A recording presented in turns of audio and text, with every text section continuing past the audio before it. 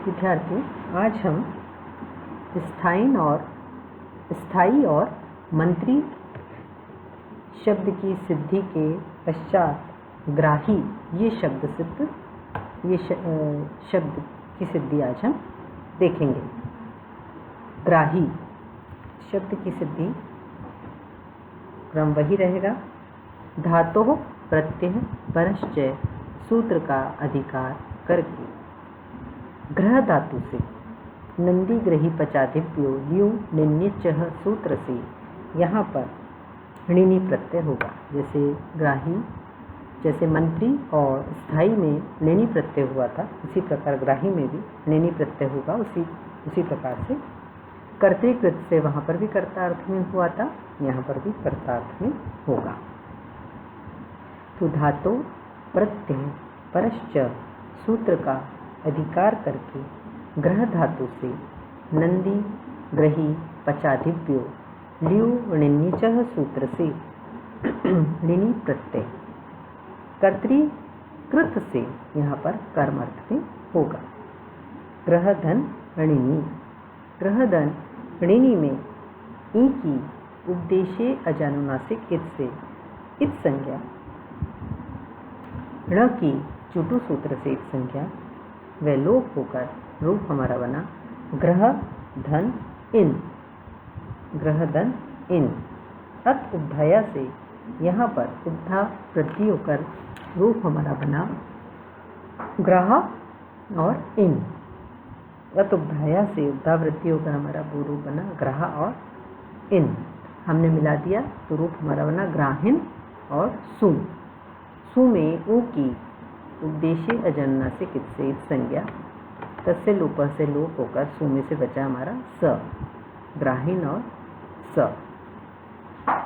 अब जिस प्रकार से हमने स्थायी में किया था उसी प्रकार से सौच सूत्र से इनंत की उपधा को दीर्घ, तो ग्राहीन में जो इकार है रस उसको दीर्घ इकार होकर बनेगा हमारा रूप ग्राहीन और स।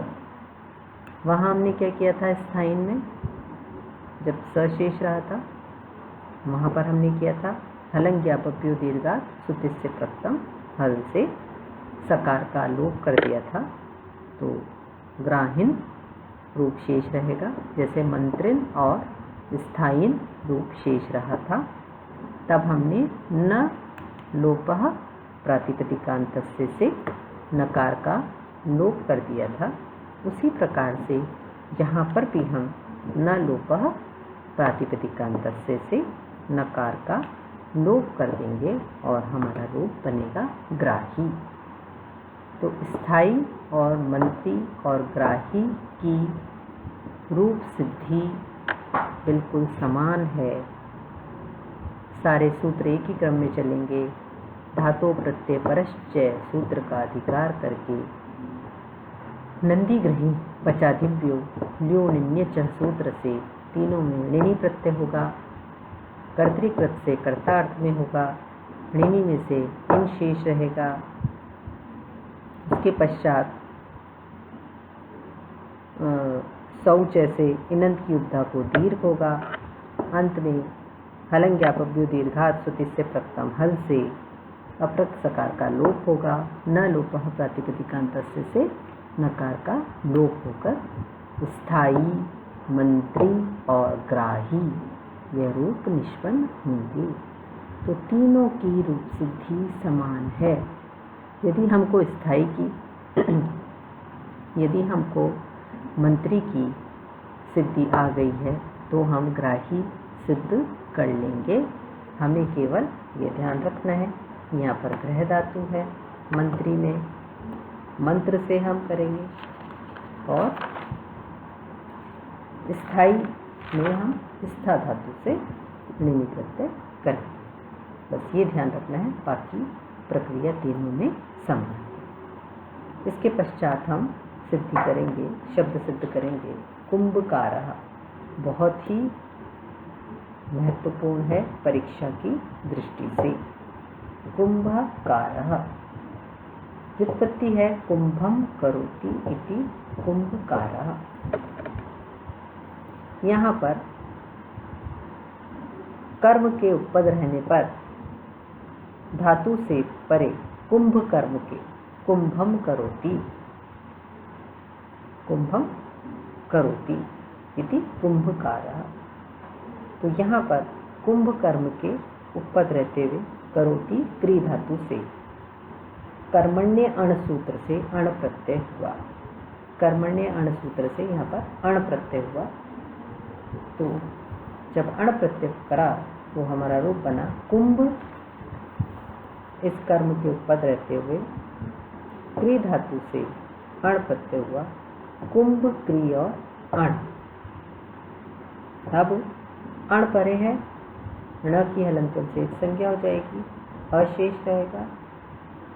अब यहाँ पर क्योंकि णित न की संज्ञा ये अण के नित परे है, इसलिए हमें कौन सा सूत्र की प्रवृत्ति करनी होगी? अचो ये नीति। अचो ये नीति सूत्र कहता है यत या नित परे हो तो अजंत अंग को वृद्धि हो जाती है।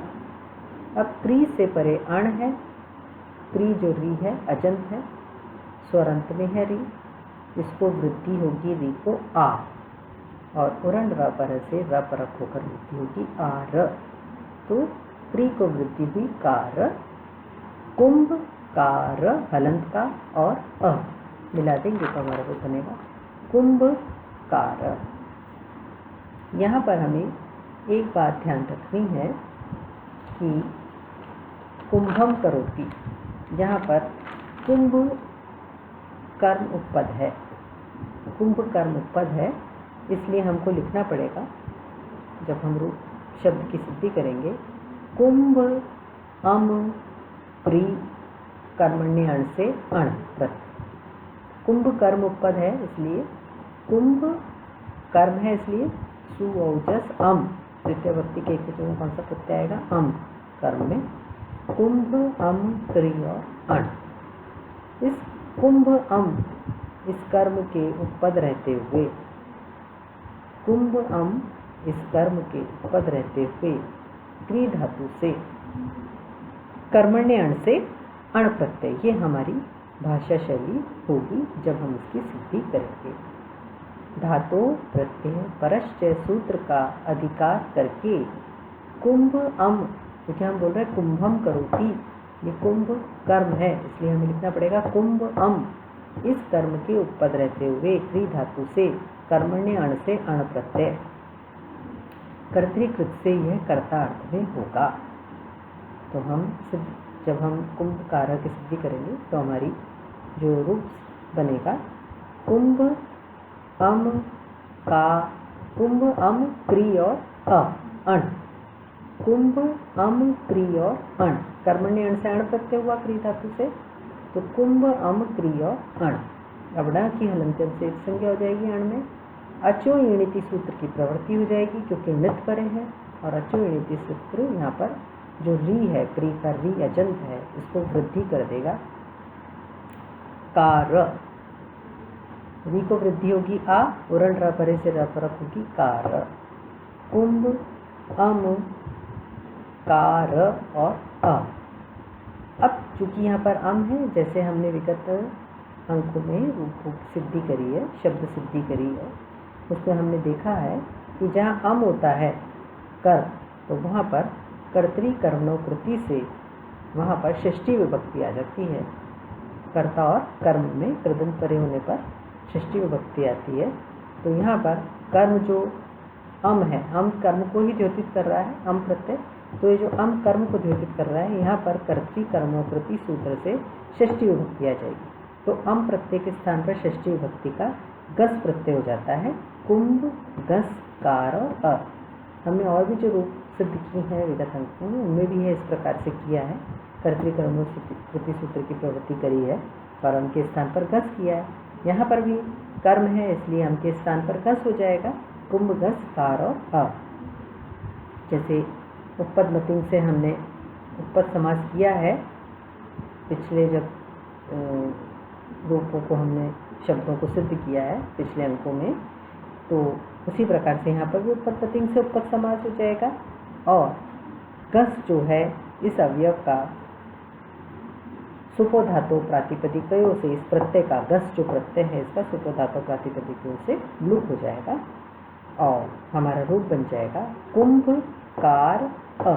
मिला देंगे तो मिल जाएगा रूप कुंभकार। अब कुंभकार रूप बन गया, हमें रूप बनाना है कुंभकारः विसर्ग का, वही प्रत्यय रहेगी। कृत समासाश्चय से प्रातिपदिक संज्ञा, सुओजस से सु की प्राप्ति, सु में से बंध लोप करने पर स शेष रहेगा, सजुषुरु से सपूर्वत्व और विसर्ग होकर हमारा रूप बनेगा कुंभकारः। एक बार पुनः हम देखेंगे, बहुत महत्वपूर्ण है ये। कुंभकारः धातु प्रत्यय परस्य सूत्र का अधिकार करके यहाँ पर कुंभ अम उपपद पूर्वक, कुंभ अम जिसके उपपद है, कुंभ अम उपपद पूर्वक क्री धातु से कर्मण्य अण सूत्र से अण प्रत्यय करेंगे। यह अण प्रत्यय कर्तृकृत से कर्ता में होगा। कुंभ अम क्रिय अण, ण की अण के ण की हलंत्यम से संज्ञा हो जाएगी और ण के हलंत्यम से एक संज्ञा होकर वृद्धि आदि कार्य चोणीति से होकर कार्य रूप बन जाएगा। संयुक्त करने पर संयुक्त नहीं करेंगे, इससे पूर्व कर्तृकर्म प्रति से जो अम है कर्म को द्योतित करने वाला प्रत्यय अम है, जिसको इसके स्थान पर षष्ठी विभक्ति को द्योतित करने वाला प्रत्यय गस प्रत्यय हो जाएगा। कर्तृकर्म प्रति सूत्र से कर्म में यह षष्ठी हो जाती है, इसलिए अम के स्थान पर षष्ठी विभक्ति को द्योतित करने वाला प्रत्यय गस हो जाता है। उपपद मदिक से उपपद समास और सुपो धातु प्रातिपदिकों से सुप का लुप गस का लुप हो जाएगा और हमारा रूप बन जाएगा कुंभकार। विभक्ति आदि कार्यों पर कुंभकारः। और व्याख्याएं जो शेष हैं प्रकरण की वो हम अगले अंक में देखेंगे।